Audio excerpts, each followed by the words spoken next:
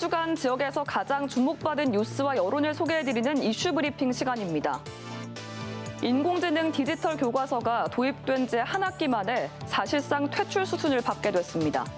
초중등교육법 개정안이 국회를 통과하면서 교육 자료로 위상이 격화됐기 때문인데요. AI 교과서를 전면 도입한 대구 교육계에 미칠 파장에 관심이 쏠리고 있습니다. 영남일보는 대구 지역 교육단체들의 반응을 취재했습니다. 전교조 대구지부는 교육 당사자들의 비판과 여론이 반영된 결과라며 환영한 반면 김영진 대구교총 회장은 올해만이라도 도입을 유지해 효과성을 입증했다면 내년 도입에도 학생과 학교의 선택권에 좋은 자료가 됐을 것이라며 아쉬움을 표했습니다. 대구시 교육청은 2학기에도 AI 교과서를 운영하면서 내년도 도입 방안을 찾을 방침인데요. 강은희 대구교육감은 학교 현장의 혼란 등을 빨리 해결하고 구독료 협상 등 장기적인 측면에서도 대응책을 마련하겠다고 밝혔습니다. 세계일보는 AI 교과서 발행사들의 반발을 취재했습니다. 발행사들은 AI 교과서는 국책과제로 진행됐지만 정부 돈 한 푼 받지 않고 개발했다며 정부와 같은 배를 타고 온 상황에서 풍랑이 몰아치자 교육부가 먼저 배에서 내린 꼴이라고 비판했습니다. 또 공교육을 위해 만든 만큼 교육부가 앞장서 국회를 설득해야 했다고 지적했습니다. 발행사들은 학생 학습권을 침해하는 부분이 있는지 법적으로 따져보고 빠르면 이달 중 헌법 소원을 진행할 수 있다고 밝혔습니다. 한겨레는 허술한 정부 정책을 꼬집었습니다. AI 교과서는 개발과 검정 절차, 현장 도입까지 2년도 채 걸리지 않은 탓에 교육 현장의 반대 여론이 거셌는데요. 결국 각 학교가 자율 도입하도록 하면서 채택률은 32%에 그쳤다고 지적했습니다. 교육 자료로 지위가 격화됐지만 그마저도 제대로 활용될지 의문이라며 전형적인 졸속 행적이 100년지 대개인 교육 현장의 일대 혼선만 부추겼다고 비판했습니다. 단시간 집중된 비에 마을이 호수처럼 잠겼습니다.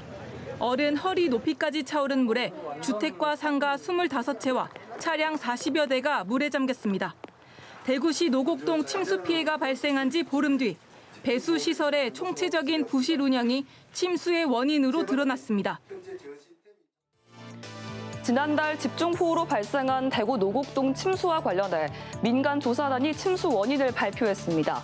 민간조사단은 배수시설이 정상 작동했다면 마을 침수는 없었을 것으로 봤는데요. 매일신문은 조사 결과를 자세히 소개했습니다.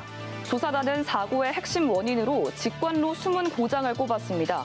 사고 당시 수문은 거의 폐쇄 상태로 3%가량 열려있던 것으로 조사됐습니다. 이외에도 제진기와 고지 배수로 등이 제기등을 하지 못했다고 지적했습니다.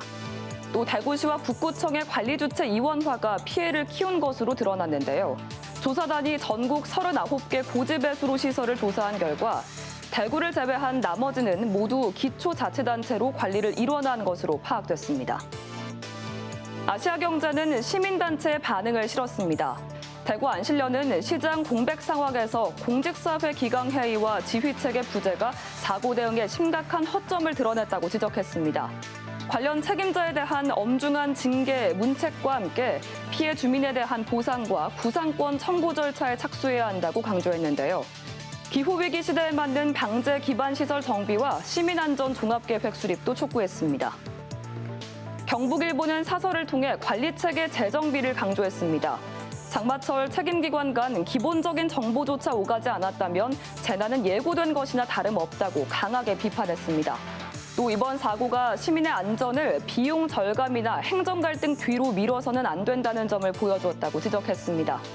어설픈 재난 행정의 민낯을 보여준 이번 사고와 유사한 사고가 반복되지 않게 뼈아프게 성장하고 관리 체계를 가다듬어야 한다고 덧붙였습니다. 재난 대응은 사후 수습보다 사전 대응이 더 적은 비용으로 더 많은 생명과 재산을 보호할 수 있습니다. 방재 당국이 이번 침수 피해와 같은 인재가 되풀이되지 않기 위한 제대로 된 대책을 내놓을 수 있을지 지켜봐야겠습니다. 지금까지 이슈 브리핑이었습니다.